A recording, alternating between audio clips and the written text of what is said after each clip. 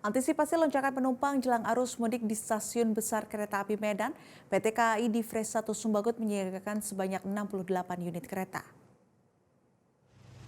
26 lokomotif disiagakan jelang arus mudik. Penambahan 68 unit kereta dibarengi penambahan 26 lokomotif untuk mengantisipasi lonjakan arus mudik Lebaran. Petugas jaga ekstra juga sudah disiagakan untuk pencegahan terjadinya kecelakaan di sejumlah pintu palang kereta api. Manajer Humas PT KAI Divres 1 Sumbagut, Anwar Solihin mengatakan, peningkatan jumlah penumpang sudah mulai terlihat sehingga KAI melakukan langkah cepat sebelum lonjakan penumpang terjadi.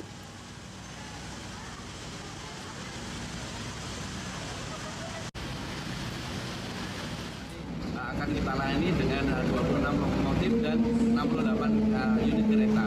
Nah, itu dari sisi sarana. Untuk prasarana sendiri, kita telah melakukan pengecekan, kita juga telah melakukan penempatan berbagai petugas ekstra. Di antaranya petugas PCL ekstra atau menjaga pintu perlintasan, petugas pemeriksa jalur ekstra. Jadi memang benar-benar ini sudah kita siapkan untuk mengantisipasi angkutan lebaran yang selama. Jelajahi cara baru mendapatkan informasi. Download Metro TV Extend sekarang.